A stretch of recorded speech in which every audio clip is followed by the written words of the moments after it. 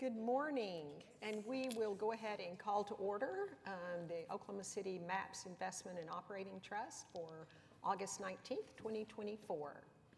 Moving on to item 2, approval of minutes. In your packet were 2 sets of minutes. The first one is the May 20th, 2024 trust. They were in your packets. If you've got any changes or reviews. We can do both of them at the same time. Okay, you want to do both? Okay. None on the 20th? Okay. Any changes or modifications to the June 28th, 2024 special meeting minutes? Okay. If not, I'd go ahead and take a motion for both of those sets of minutes. Please cast your votes.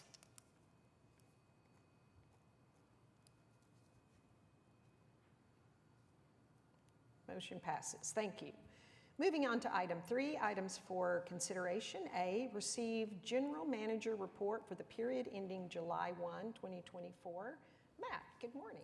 Good morning. This is the long-awaited and promised general manager report that we will present to you as the trustees. I do have, but just in case we get too confident in ourselves, we did have a Scribner's error that the chair recognized. It should be as of 7/1. Instead of 7/31. Please note that. But the important thing to note is that the trust is about 9.4% above corpus.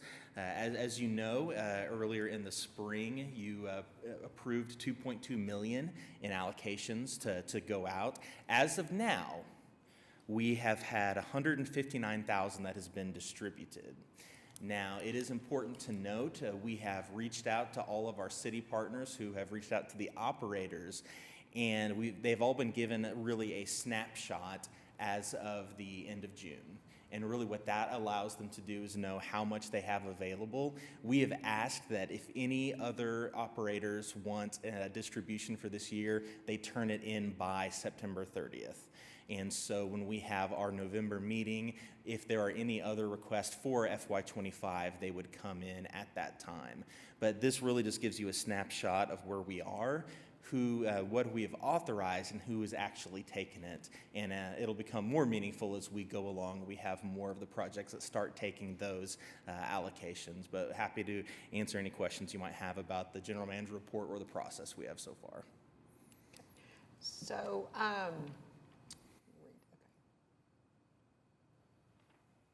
okay. So you said 159,000 has been dispersed? Yes. Is that for like the bank fees and the investment fees? That is the Innovation Hall. Okay, Innovation Hall. Taking that, okay. which you approved that at our special meeting. Right, okay, that's right. And so if there are any other disbursements, we will most likely try to work that in our November meeting if we need any of those additional approvals to take place. Okay, great. Any questions for Matt? Okay. So I take a motion in a second to receive the general manager report. Please cast your votes.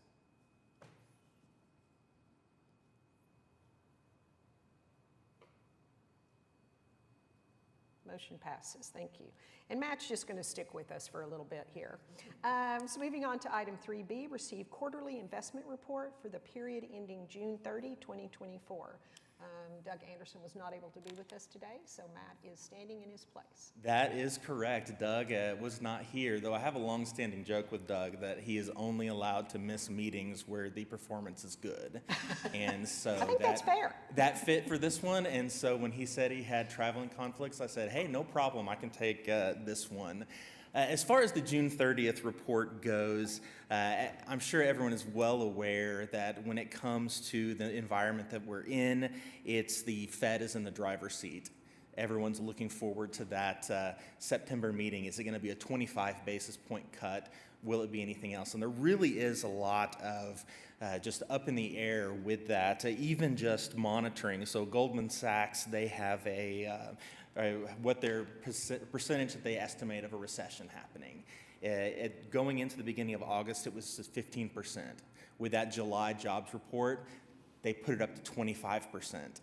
in the last couple of weeks, as retail sales have come in stronger and we've had jobless claims came in lower than what was projected, they moved it back down to 20%. And Goldman Sachs has said on September 6th, when the August jobs report comes out, if that's favorable, they think they might lower it again. The opposite of that is if the jobs report isn't great in September, that could not only push the recession risk up a little bit, that might be the thing that changes the Federal Reserve to say maybe a 50 basis point rate cut would be a bit more appropriate than a 25. So it's really up in the air at this point, but it seems to be most people are anticipating a 25-point basis cut. One of the things that when I went over the numbers with Doug, he pointed out is there has been a slowdown, somewhat of a slowdown, I use that cautiously, in those large cap tech stocks. Because you can see how they've dominated the industry. And Sean, if you want to go over to page 6. If you would, if you look at there in the upper left-hand corner, this is the Russell 1000. So it's the S&P plus an additional 500 companies. The weight of that, you see Microsoft at 6.7%, Apple at 6.2%, and NVIDIA at 5.9%. We'll call out NVIDIA here because the one-year return of 192%. To say that is unprecedented, it's people throw around that term. It's not. We don't use that lightly. That is unprecedented for a company of that size to grow that much in a one-year period. And so when I say it slows down, 36% over the quarter, but that hasn't gone at the same rapid rate that it has. I will also go down and look at the Treasury yield curve on page 10. Really, when we do finally get our rate cut, we will probably see this inverted yield curve change. This is officially the longest inverted yield curve without a recession that we have recorded. So it's also been an interesting time to look at that. If we look at our actual numbers, we can see that we are sitting at an ending market value as of 6/30 of about $126.8 million. That's with a 8.99% return, experienced income of $6.3 million. This is important for this particular trust because unlike maybe a retirement trust, which has money constantly coming into it, these are our funds. And so we really like to see that gap between the shaded area and our overall market value. We want to see that get larger because that's really the growth that we've experienced, and it has been a good year.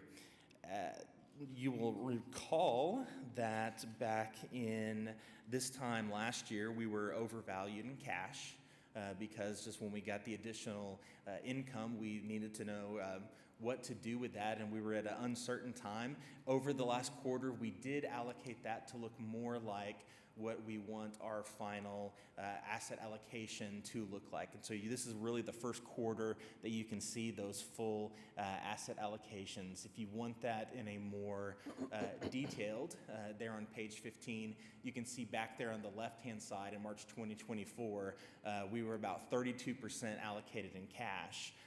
Note now that is down to 3.5%, and most of the areas that grew was in the fixed income area, and we took away some of what we had in our equities to more match our asset allocation back in the March time period.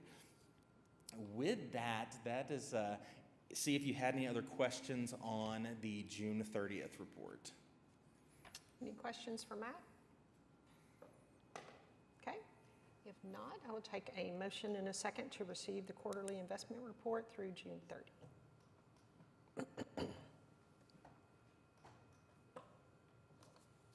Please cast your votes. Put me as a yay. Okay. Motion passes. Thank you. Okay, moving on to item 3C, receive monthly investment reports for May 31, June 30, and July 31. So do we have July 31? We do have a July Okay. 31, and the numbers they justify us talking about those as well. If you look at page 2 of the report, note that we are now up to an ending market value as of the end of July at $129.9 million. And so that gap that we talked about seeing, wanted to see larger, we see that large even in that 1 month period.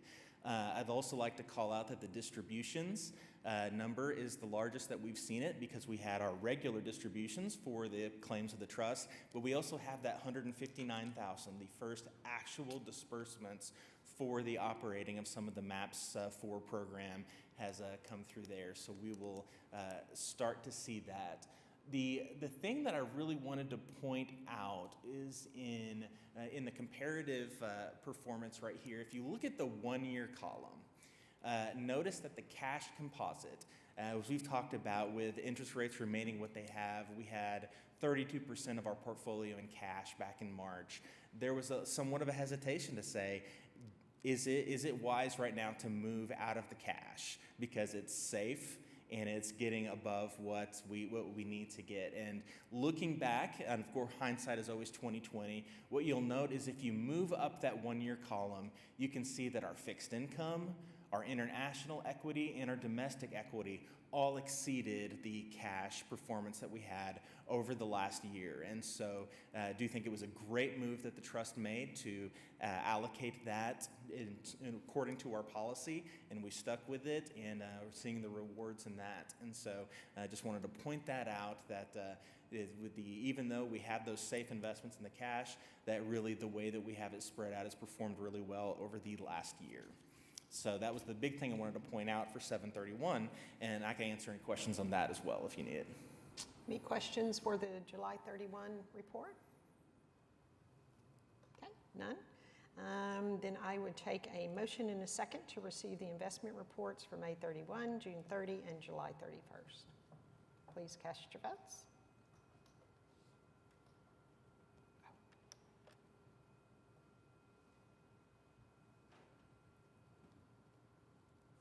Okay, the motion passes. Thank you. Moving on to item 3D, renewal of agreement with Mariner Institutional, LLC for investment consulting. Estimated cost of $65,000 for September 7, 2024 through September 6, 2025. This is just kind of a standard renewal, and this will be year 4 of our 5-year contract, unless anybody has any questions. Okay, take a motion in a second. Please vote. Motion passes. Thank you. Moving on to item 3E, approval of fiscal year 25 annual budget estimating revenue and expenditures budget for July 1, 2024 through June 30, 2025. Welcome. Good morning, trustees. I am Lori Hurd from the Budget Office. So what I'm bringing before you today is the FY25 OCMEOT budget. When we look at expenses, when we look at revenues, the only thing I want to point out is we are done with the transfer from MAPS 4. So you'll see that we removed that budget from that revenue source for FY25. When we look at the expenses, we've added the budget for the 10 projects that have been approved to utilize OCMEOT funding in FY25, as well as adding budget or continuing budget for our recurring projects, our contracts like investment consultant, custody bank, and the audit contract. The last thing that I want to point out is we are anticipating adding fund balance of $2.7 million for this fiscal year, which would put us ending the fiscal year with a total fund balance of $128.6 million. And with that, I'd be happy to take any questions. Thank you. Okay, any questions? No? Thank you, Laura. Thank you. Okay. Not, I'd take a motion in a second to approve this budget as presented. Please cast your votes.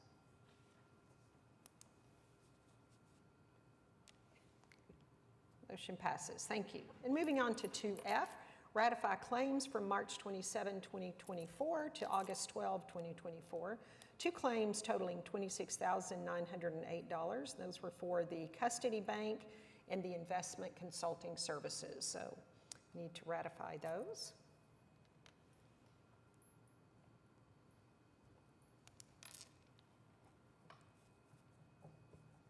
Okay, motion passes. Thank you. Okay, moving on to item 4, comments from trustees, staff, and interested persons. Do we have anybody signed up to speak today? Okay. Anything from staff? Okay. Anything from trustees? I'll just say stay cool. Kids are back in school, which is a whole nother different level of chaotic schedules, but good luck and enjoy your Labor Day. With that, we are adjourned.